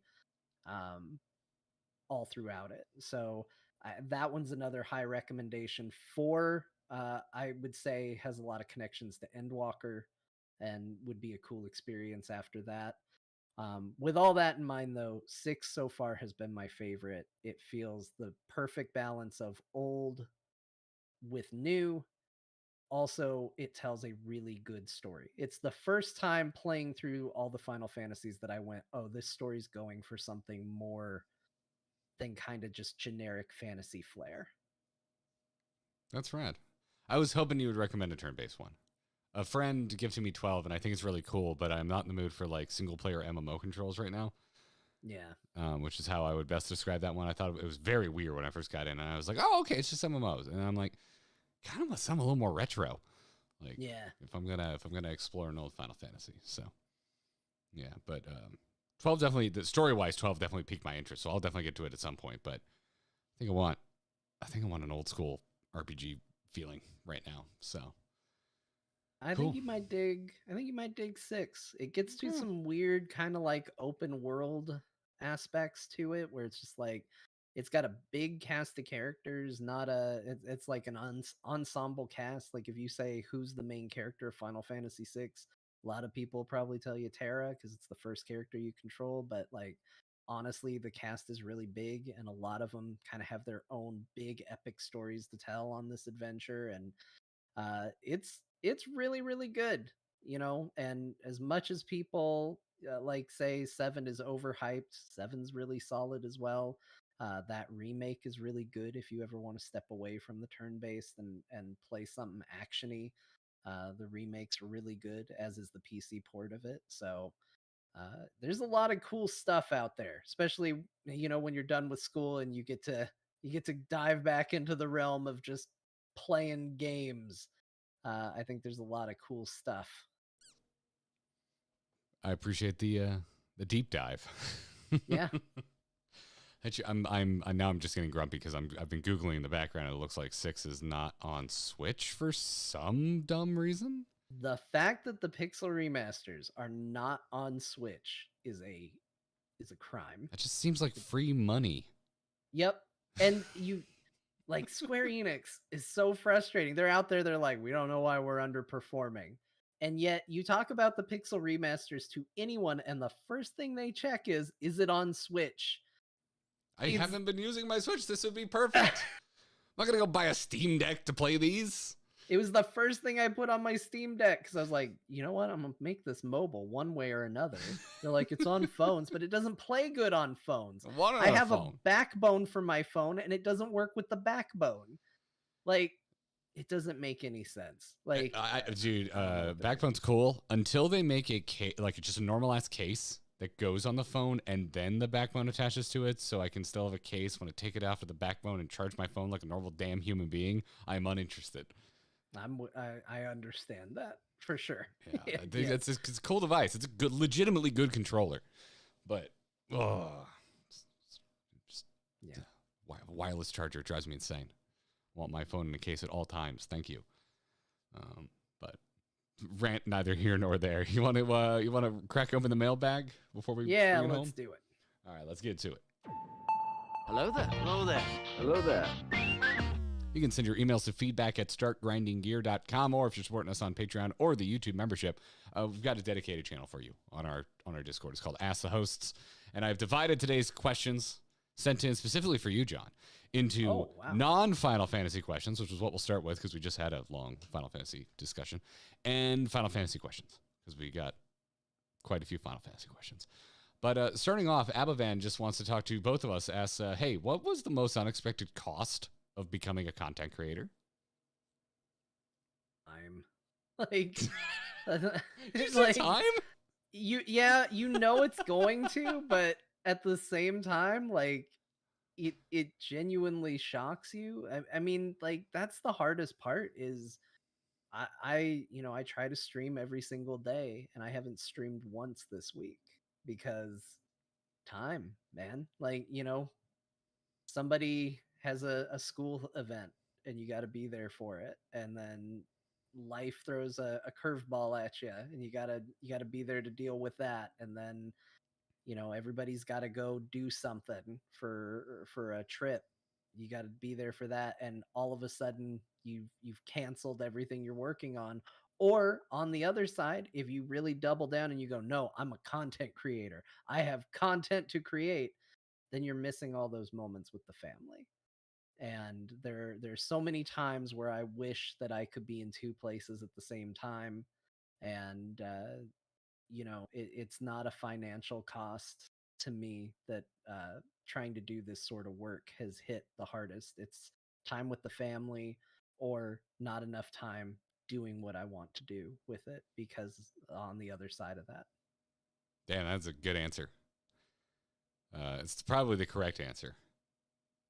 But yeah, beyond that, like things that actually cost money, it's like I don't know, pick your wear and tear item of choice. Probably hard drives. Like, they die constantly, and you need just immediately. Like you don't have time to shop around. You're going to a brick and mortar store around the corner. Whatever it costs for a new hard drive, that's what you're paying. Like, but yeah, I don't know. Freaking new gaming PC every 4 years. That hurts. I don't want to think about that. That hurts. Oh man, I told myself after I got my last new computer, I was like, I'm gonna set a little money aside every paycheck, and I'm gonna be ready next time. That fund has no money in it. Yeah. You're never ready. $0. You're never We're ready. years into this PC already. So it's like your buddy who's always like, you should lease your car. If you just put money away every month, get ready for the next one. It won't cost so much. Like, I'm not doing. No, that sounds horrible. No one does that. No one does that. It only works in theory. Yeah. It's pretty nuts. That time is a good damn answer. It's why I try very hard to do as much during traditional business hours as possible. Obviously, we have a Thursday night stream. That's a massive departure from that, but it's once a week. It's once a week. It's a reason I quit a lot of other podcasts this year. I was like, I'm not working at night anymore. I'm done. I can't do it. I can't do it anymore. I'm going to be a husband. I want to be present. I want to go to family events. I'm done with this. I'm done with working nights. So that's probably the toughest part. Hell of a question, Abavan. My God, you're giving me like PTSD thinking about this. I'm getting sweaty. Starting heavy. Wild Runner asked, I'm interested in knowing what was Jon's favorite, most cringe, and most heartwarming moments of streaming. Of your guys' stream? Because I do watch. Of the maybe. It said of the stream. I thought, because I know you stream, so I was like, maybe this is about Jon's stream. Maybe this is our stream. I guess last episode you did talk quite a bit on the last episode you were on about watching us. Yeah. So, okay, sure. If you want to spin it that way. What was the most cringy thing Kyle and I have done? The most cringy thing, I don't think it was actually cringy in the way that, like, it gets used on the internet. I was dead set as MS curator against you guys doing Eureka. I think every time Kyle mentioned that you guys were thinking about doing it, I was like, it's a bad idea. I said, you know who wants to watch you guys do Eureka? Nobody. That's who wants to watch you guys do Eureka. And Kyle was always very nice. He's like, thank you for your feedback. And then he'd go on the show and he'd be like, so we're doing a Eureka stream every week. And I was like, don't do it. Nobody wants to see it. I was wrong. People did want to see it. They did want to participate in it. I was wrong. It was one of our lower viewed streams, in your defense. Okay, so I was a little bit wrong, but you know what? I also watched it, so what does that say? I was like, I don't think that's cringy, but that was probably the most like adamant I was about, like, as the MS curator, I said, mostly I let them drive the boat themselves. I don't try to steer it. That's probably the closest I've ever been to, like, let me take the wheel. Don't do a Eureka. No. Don't do Eureka. Oh man, you got a favorite moment? Favorite moment? I mean, I've really liked watching you guys get into Shadowbringers because it is a case of so much stuff paying off. And there's so much stuff that's hitting, the way you kind of hope it will, right? Like, because everybody's watching to get, I don't want to say validation, but it is an element of like, yeah, they're going to experience a thing I like, that's all React content really is.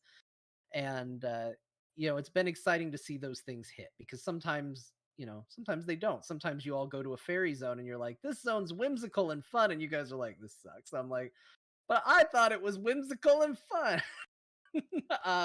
In my defense, I liked the Fae part. And then it continued on with more kind of fetch questy stuff. And I was like, I thought we just finished that. Oh, man, get ready. I've told Kyle, I was like, I wouldn't be surprised if you guys call every Shadowbringers zone the new Ruby Sea every time you get through it. You know, I got a lot of warnings about the zone we just started, and I am loving it so far. So I don't think you can tell. I don't think you can tell. There's too many things going on in each other's mind. And Kyle and I are two of the weirdest bastards on the planet. We have such specific tastes. Yeah. So if I was gonna put money on it, and I think chat will back me up, no spoilers in the chat, the next zone, that's the Red Sea, in my opinion, of Shadowbringers. Like, hands down, full stop. The next one is the one for me. That's where I put it. Like, the things that they're asking you to do in the next zone at the start. Every zone is like this, and this is why I said I wouldn't be surprised if every zone you guys go to gets called the Ruby Sea, because Shadowbringers gets very billed by the community as like nonstop, get ready, hang on to the edge of your seat because we're going full speed. But what they really mean is that, like, they're not going to introduce you to a new city twice in a row and just keep constantly pumping those brakes. Really, what Shadowbringers actually is like ARR boiled down to a zone where it's like, it's a slow build, but then it really leads to something good. And that's what every single zone is. And it's really just a matter of how interested are you in the thing that it led up to. You know, how interested are you in hanging out with the Fae and doing quests for dog people and stuff like that before things get really Those crazy. Those are not dogs. And, you are all drinking the same Kool-Aid. Those things are capybaras. They do dog puns. Yes, but they look like capybara melt monsters. That's true. You're not wrong. But they also say fetch and bark and stuff like that. It's like you're all hooked up to some like meme hive mind. They're not dogs. They're just not. So yeah, but they all follow that pattern. Okay. But I think the next zone is probably the most where it's like, hey, are you interested in a slow build about this? And you go, no, I'm not interested in this at all. So I'm, in other words, really look forward to the next zone, Garrett. You've got a lot to look forward to. Okay, cool. Yeah, please tell me it sucks. Because like, if you really tell me it sucks, I'm like, oh, how bad is it going to be? And then I'll just think it's better. Like, really lower my expectations. Okay. Going low. Going low. I'm a fire a shot at nameless folks who leave comments. I think what they mean by it just goes nonstop in Shadowbringers is that they skipped quests that they won't allow us to skip. Like they probably don't read a lot. They probably just skip, get to the good stuff. But if you're out there thinking, I think it's time for me to stream Final Fantasy XIV, just know if you try to skip anything, someone will find the address to your home and physically accost you. It's true. Yeah, it's not allowed. It is not allowed.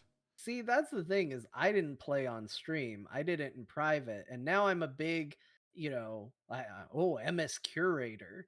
But I told my story on the show last time I was on. I bought a skip. I skipped the end of ARR the first time through. Now, I get somewhat forgiven by the community because I've played through the MSQ twice, which a lot of people are like, all right, he made up for it, I guess. But yeah, I bought a skip. I paid Square Enix money to not have to do some quests. So,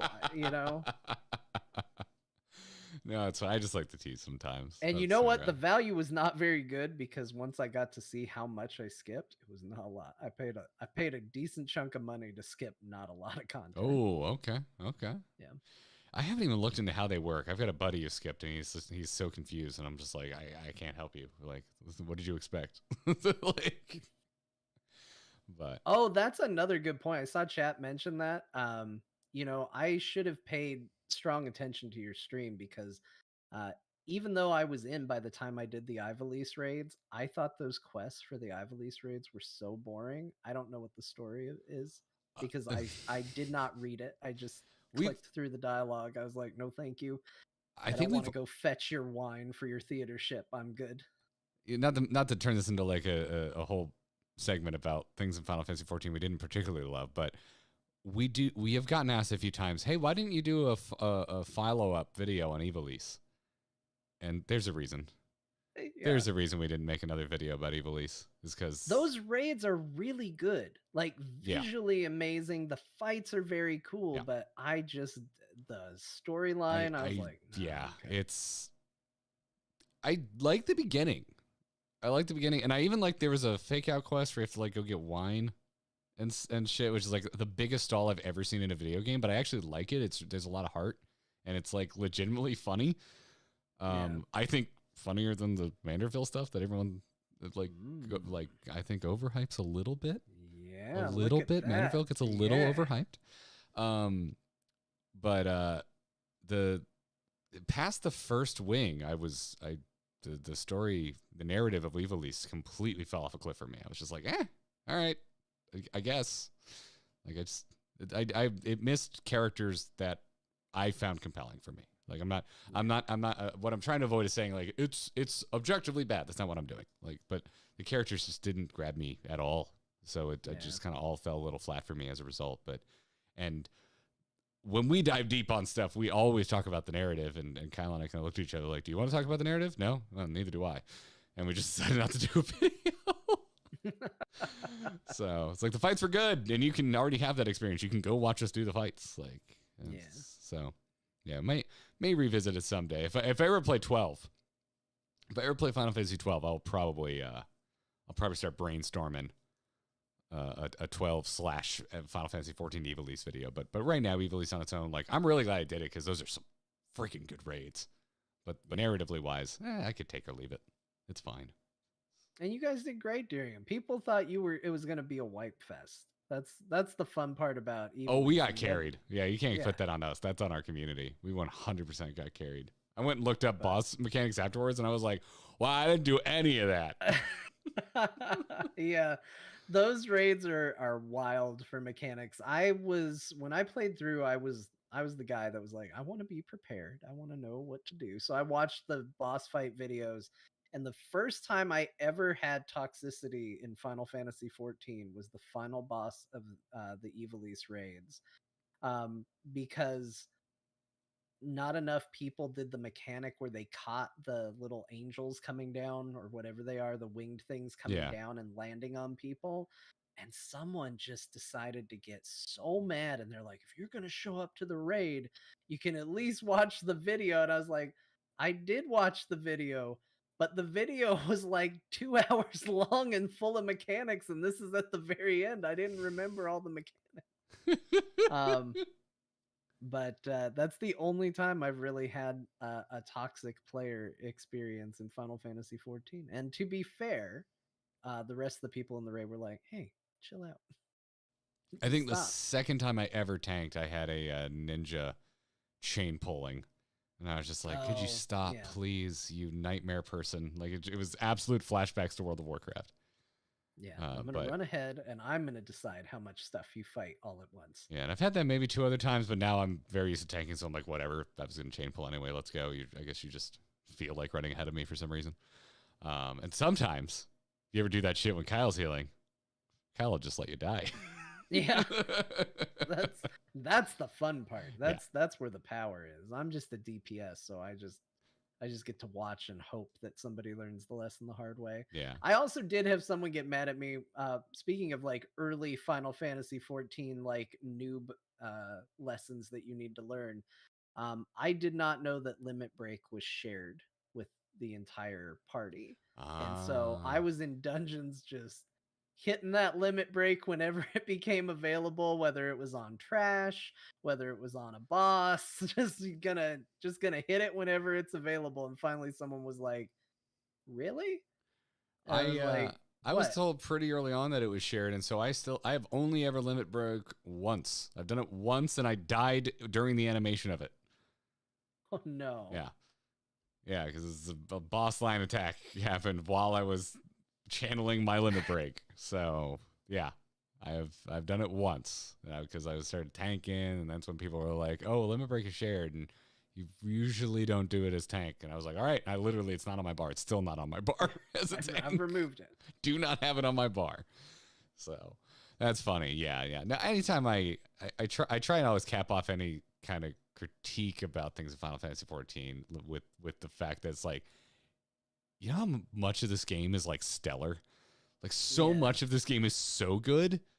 They're like, of course everything's not going to land. Not everything's going to be up to the level. It's like, so I don't know. So some people, get a little bummed when we don't love everything. And I feel bad because it's been such a fun journey that when something doesn't hit for me, I almost feel like I'm letting people down when I'm like, it was fine. But also it's just like I don't know, I was going off about a track in Shadowbringers not being particularly good at music track. And I'm like, you know how much good music is in this game? Like 95% of the music, and there's so much unique music in this game, it is instantly hummable. It's instantly in my brain. I leave the room humming it. I think it's totally fine if there's a few that aren't up to that standard. A good idea for the Final Fantasy community, especially if you're going to watch other people play through, is ask yourself this. Are you watching to see somebody have your experience, or are you watching somebody to see their experience? Because if you're watching to see them have your experience, that's not good. that's not a good ideal thing. If you're watching to see them have their experience, then you need to understand that it will be different from what you had. And the thing that you might think was very, very important might not land for other people. And I think it's interesting to see why, to get that perspective on, well, why was this very important to me versus why did this not matter so much for you? And I think getting a lot of both. A lot of both answers in the chat. We can have both, John. Why didn't you think of that? We can have both. Well, if you watch our stream, you have two chances for one of us to have your experience. So. Yeah, that's actually the smart thing about your format. Nobody else does two people, so that's double the emotion. Or maybe one person didn't like, maybe the other person did. It is so rare that we both dislike the same thing. It's pretty common that we like the same thing, but it's rare that we both are like, oh, that didn't hit. Evilise was one of those moments, and that's why there wasn't a video about it. So they're just like, I don't feel like putting out a video and avoiding the narrative part because I don't feel like critiquing it. But anyway, long story short, that's where we find ourselves. Suna asks, John, what's your favorite grinding gear emote? I mean, obviously anything with a dog is gonna win. We have one. So Zelda emote is your favorite emote? Easily wins. All right, wonderful. Good to know. I will let her know. In the form of a belly rub that she won. Yeah. Okay. Yeah. I mean, much as I like my friends, if their pet is an alternative for an emote, that's gonna win. It's just the way it works. Dogs are better than your friends. Good to know. All right, now I didn't realize that the last one was kind of a Final Fantasy question, but now let's get into the Final Fantasy questions. Called Third wants to know, both of you, what not limited class do you want to see most in Final Fantasy 14 7.0? What does not limited mean? I think that's like Blue Mage is a limited class or job, so you can only use it. It has certain restrictions on it. Pretty sure that's what that means. I made the mistake of on stream this week saying, people were like, why don't you want to play Blue Mage? And I was like, because it's kind of a fake class. Like, I wasn't really thinking. Oh boy, chat, let me have it. I think that's what the limited is. I think they wanted you to say limited instead of the word fake. Probably. It's real class. It's my life. I want Rune Knight. I don't know. I haven't thought about what it would be in the context of the game, but I know through my playthroughs of Final Fantasy where I've been like, man, I sure like red mages, and there it is. Man, I sure like dragoons, and there it is. The only job that I've had playing through this game where I've been like, man, I sure love that job, and it's not in the game, is Rune Knight. I feel like they should dual wield swords, and I think there should be some cool magic element to it. And Garrett, because I know you probably haven't played a Final Fantasy with Rune Knight in it. Basically what it is, typically a dual wielder, and it's kind of like a black mage mixed with a melee attacker. So you cast spells onto your blades, and then you hit things with magic infused blades. Okay. And that can be as simple as like, oh, this is now a fiery sword, but it can also be like my sword now slows or my sword now poisons and stuff like that. So yeah, it's Rune Knight or Mystic Knight could be in there. It's kind of called that in a couple different places. So that's my answer. Okay. Yeah, my issue with this question is I don't have a deep enough knowledge of what isn't already in Final Fantasy XIV. That's fair. What do you start with in tactics? Like a squire? I haven't seen a squire yet. Yeah, pick a class just in general, just a general archetype, and we'll figure out what it would be. We were talking on stream this week how I just want a Necromancer in every game I play. There you go. I think Necromancer would be fine. If you say it's now not just a title. If you say that though, everyone will start quoting that time Yoshi P said Necromancer wouldn't work for the Warrior of Light lore. Well, but they could do it though. Yes, they could. I agree. You just do it. You just figure it out. Write the lore to make sense. To it, you just do it. Raise them as like soul ghosts instead of like desecrated corpses or something. Like find a way to make it work. I don't care. Care. They're too cool. Figure out a way. They're a fossilmancer. They summon the fossils out of the earth. They're just rocks, but they're in the shape of bones. And we bleach the rocks so they're white. Yeah. Exactly. But yeah, I always want to. I've been wanting a Necromancer in World of Warcraft forever, and still don't have it. But boy, howdy, do I have dragons? I'm not all that interested in coming. Weird dragons. What the heck? What even is an evoker? It looks like the most made up crap I've ever seen. I think for the record, I think Dragonflight looks pretty cool. Evokers look so lame to me. Yeah, are you talking about the class or are you talking about the dragon model? Yes. Or both? Yes. Just all of them? Yes. Okay. My answer is yes. Can I tell you, this is true. This is going to sound like I'm just trying to dunk on World of Warcraft. I'm not. Remember, I said it looked interesting earlier. So yeah, the lamest looking dragon people I've ever seen. Sorry. But every time I see a Drakthir, I'm dead serious. I think I'm looking at a Second Life screenshot.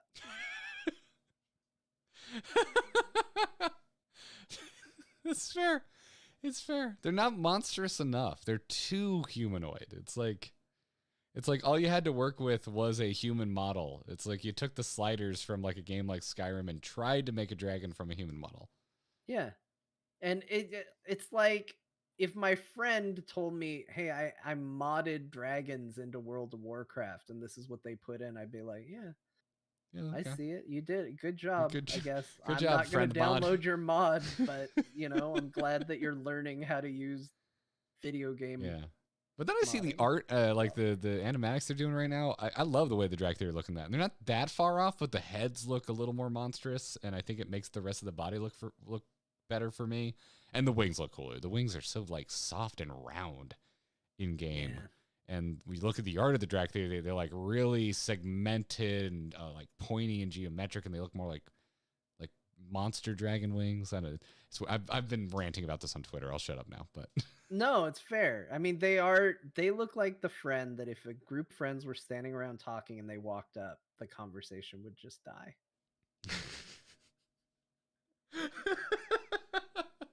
What are they hyper focused on that you don't want to talk about? They look like they're Sonic fans. They're just like, oh no, here comes my one friend that all he wants to talk about is Sonic the Hedgehog. You guys play Sonic Frontiers? That's it. That's it right there. That's it right there. It's the hyper-focused friend. It's the hyper-focused friend that you're just like, listen, I love you to death, but I'm not in the mood right now. That's it. That's what it is. Do you know Shadow the Hedgehog is actually not a clone of Sonic?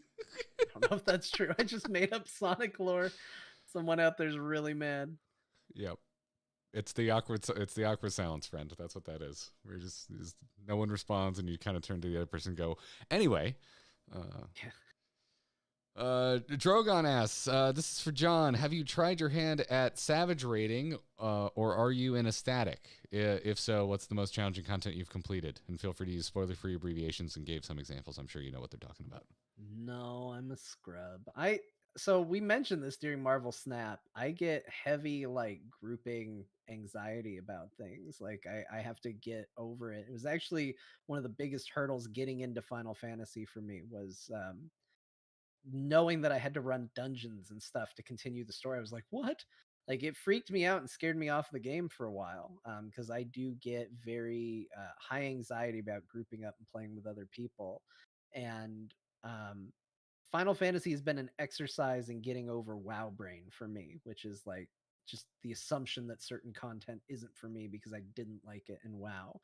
And I haven't gotten over that hurdle yet when it comes to the higher tiers of rating and challenges in Final Fantasy. But I want to. I got very close with Endwalker. I was very intrigued about doing some of the higher difficulty Endwalker content based on what they were.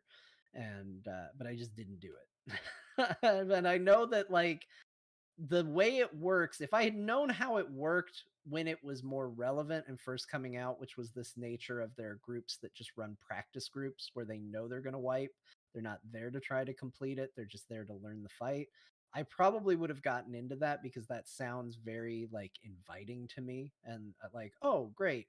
I'm not going in there with the constant expectation of this is the pull. I'm going in there with the constant expectation of we're going to learn. And that's what I want to do.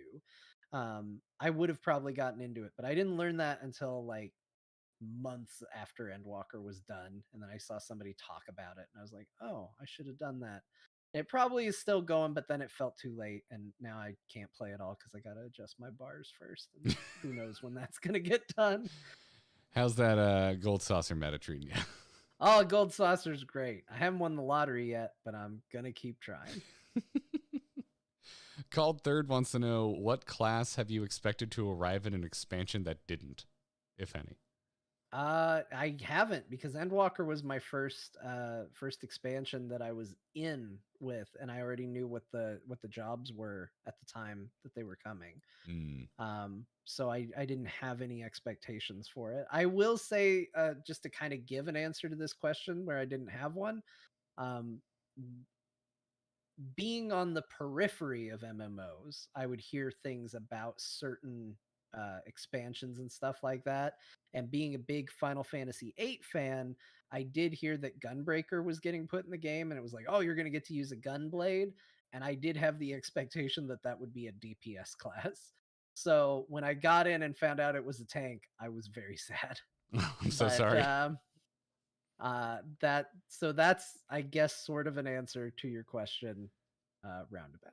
I picked it up because Kyle convinced me for a hot second that we are going to change jobs every expansion, and then I just told him no because I like Dark Knight too much.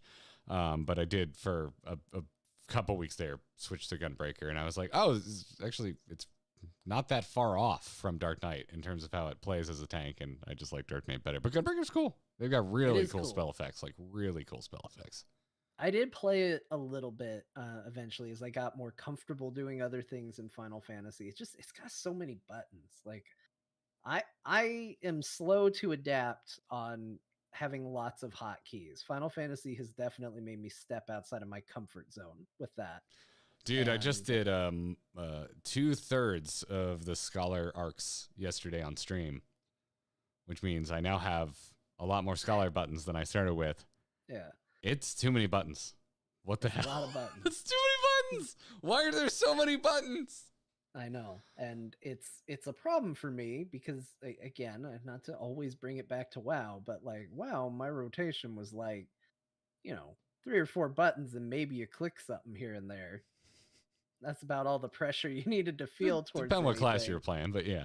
I usually favor classes that have more straightforward rotations for that reason. It was very simple. I didn't have to bind a bunch of stuff to my mouse, and I didn't have to have, okay, this is, if I'm holding Alt, it'll do this, and if I hold Control, it'll do this. I didn't have any of that. So I all of a sudden Final Fantasy made me do that, but I'm still slow to get away from it. So the more buttons, the more scared I become.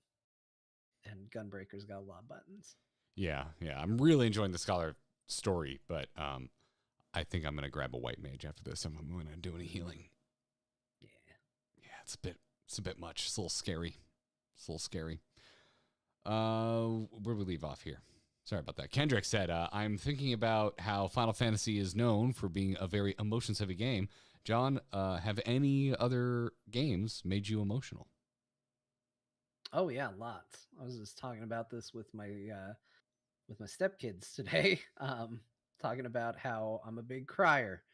I have so the original run of The Walking Dead will turn me into a blubbery Oh, the wreck Telltale by games? the end of it. Yeah, the Telltale That just came up Walking Dead. for me the other day. I'm trying to remember. It was on stream. I don't remember how. I think we got a similar question. It's like, hey, what? Oh, no. Now I remember. I'm scooping myself on the next podcast that we banked. We did a big mailbag because we knew Kyle was going to be gone. Okay. Yeah. Well, there's teaser for the next one. I'll talk all about the Telltale Walking Dead games. Yeah, that very first one was amazing. Yeah, by the end of that, I am an emotional wreck. I will just be sitting in a pool of tears. Last of Us made me very emotional. It did for a lot of people, so that one got to me. And I've always said that if I knew my time on this earth was coming to an end and I had about an hour or two to kill before it happened, I might play Journey. That game doesn't make me like openly weep or anything, but there is something about the storytelling in Journey that just makes me feel like hopeful for, I don't know, the continuation of life, that it's all just a part of this universe and we're all on the same path. I don't know what it's trying to say, but it makes me feel good. But yeah, there's a lot of games that I'll get very emotional about. Usually it takes 2 playthroughs to get there. I was more emotional about Final Fantasy the second time through. The first time I was like, yeah, it's a good game. Second time I was like, this is such a good story. So sometimes I have to reflect on it a little bit because I am the person that will get more choked up talking about it after the fact than I was in the moment living it. You've now submerged me deep in thought about what the hell would I do if I knew the world was ending in a few hours. Yeah, what do you do with that time? I would ignore my family and go play a video game. That's what I said. Yeah, I think I'd head towards the closest body of water. That's where I would go. Speeding recklessly, by the way, because screw the laws at that point. Yeah. All right, closing us out. Bercy wants to know for both of us, any enemy models in 14 that's particularly stuck out or surprised you? Very recently, during a highly memed moment from Shadowbringers, you bear witness to a monster that is pure nightmare fuel. Yeah. Yeah, that's true. Especially considering when you meet the first version of this type of monster, it's pretty goofy looking. Looks like a rejected, like, Jim Henson creation. But then you meet another version of it, and you're just like, that's the most disturbing thing I've seen in this game. Trying to think of one that isn't a spoiler. Because, I mean, Endwalker is very fresh in my memory by comparison. And I'll tell you, this is a bit of a cop-out, but when the Ghost Train showed up in the raids, that is a cool train. That entire section just looks amazing. The whole zone that you're put in for that fight looks incredible. Yeah, it feels like the sort of thing that could be so like half-assed easily, where it's like, all right, you're on the back of a train car, there's a train in front of you, you're gonna hit the train, and you go on the track. Like, it could just be so basic and bare bones. Technically, everything you just said is accurate. It's an accurate description, but it does not capture what it's like to actually fight Ghost Train.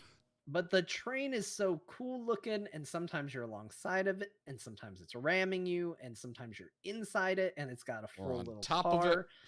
Yeah, or on top of it, and smoke's billowing out. Like, they go so overboard with what that is that, like, they turn what could have just been such a simple, like, nothing fight into it. It sticks with me, and it's one of the ones that I'm always excited when I get. I'm like, oh, it's the Ghost Train. I love the Ghost Train so much. And the fact that the ghosts you fight inside the rooms can be different, like, that's just cool too. If you haven't done the Omega raids, stop what you're doing. Go do the Omega raids. It's fantastic. And also a reference to Final Fantasy VI, just to continue to bring it all around. Ifrit was probably the first thing that just kind of make me go, oh, damn, this game's got cool monsters. Yeah. And then the bird monster was hot. And I was like, well, I wasn't expecting the bird monster to be hot. So, there's plenty I can finally say it. And the music is so good. Garrett, you are right on which of the the initial Primal's music is the best. And it is Garuda, hands down. Thank you. Thank you. Everyone says Titan. It's okay. All right.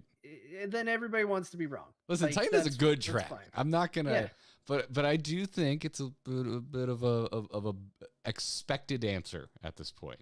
I'm not gonna call you basic. I'm just gonna say I'm not surprised when someone tells me Titan's their favorite track. Yeah. But that being said, if I go to FanFest and the Primals play the Titan song, I am going to scream like like a 13-year-old girl at a Backstreet Boys concert.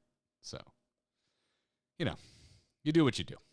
So, thanks for the questions, everybody. These all came from our Ask the Host channel in our Discord, which is a perk you get access to if you become a patron or you support us as a YouTube member. Whatever level you're signed up for, you're going to get access to that. And that's going to bring us to the end of the show. John, you're our guest, dude. Thank you so much for filling in for me while I was gone and now filling in for Kyle while he is becoming 2 times daddy. Promote all your stuff. Where can folks find you?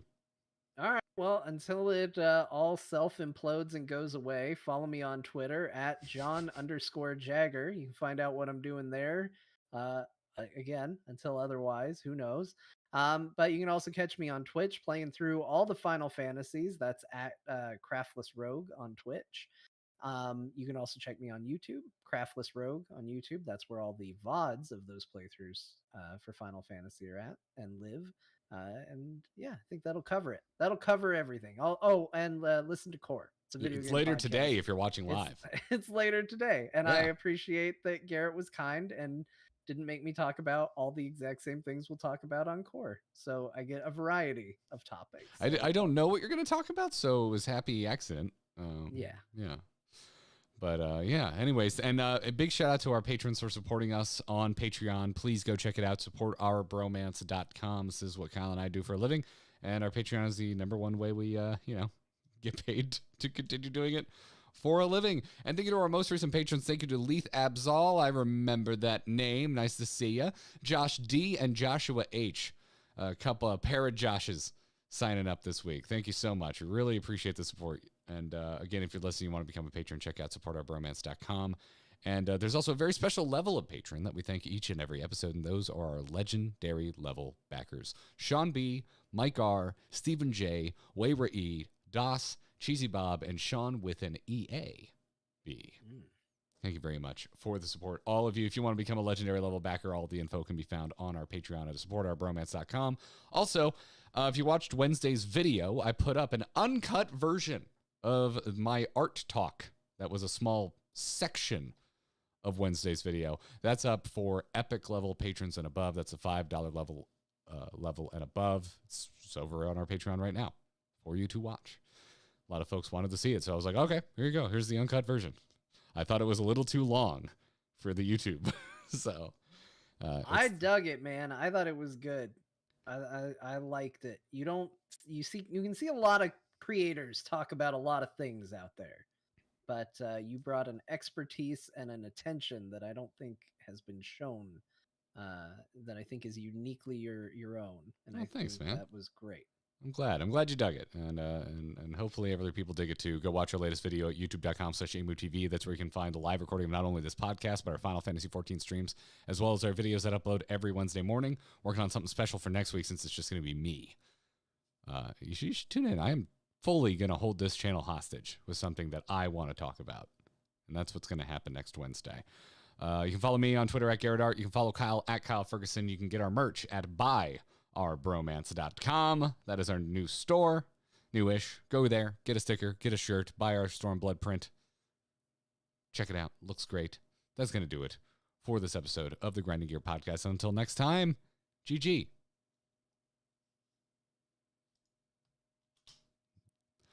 Alrighty. That was fun. We did it. Yeah, thanks for having me. Not saying surprise or anything. I knew I was going to have a good time. Yeah, it was fun. Thank you, chat room, for hanging out and having fun. Hope you all had a good time. Yeah, thank you for these for the super chats. Gunslinger super chat, a good day. Guess I'm downloading Snap then. We converted him, John. We did it. Yep. Great. We got another one for you, Ben. Here he comes. General Yay, thanks for the super chat earlier. Here's some bucks for reminding me to back up my UI config files. And then said FYI, the location is Documents, My Games, Final Fantasy 14, A Realm Reborn. Yep, that is correct. Coeurl celebrated 3 months saying, what is a capybara but a coconut dog? Oh, damn, it's 3 months already. That's a fair point, too. You know what? You were right about the capybara, but they're right about the coconut dog. It's a giant rodent. Yeah, but what are giant rodents if not coconut dogs? What are giant rodents if not chihuahuas, which are my dogs? So you know what? Fair. And Thomas Wilson, thanks for the super chat there near the end. I think the summoner changes open up space for a Necromancer later, but the next expansion will have a DPS plus tank. The Necromancer can be DPS. We'll probably do what I want and put in the Rune Knight, and it'll make it a tank, and it'll make me sad. I'll just have to learn how to tank. Just have to get over it, get over my need to do all the deeps, and just be a tank. I'd be happy to show you a few pointers. I think it's really, really welcoming in Final Fantasy 14. That's what I need to get used to, is because that's what was my experience. I played a little white mage, and I was like, oh no, I don't like the pressure of being a healer. Everyone knows when you have a bad healer. Like it's not something you can hide from. You can hide from bad DPS. You can kind of fake being a good tank. Like people will help you out. You know, you got a healer backing you up good. Like you can do okay, but you know they'll still kind of know. Remember to turn on your stance. Body AoE pull the multi-packs, you'll be all right. Yeah. I've yet to come across a multi-target taunt at this point. And that's I was still having a rough time until I figured out that I should not be using my gap closer all the time, which is a bummer. I will say Final Fantasy, that's a bummer because all the gap closing abilities are fun as shit. And I want to be using them all the time. True.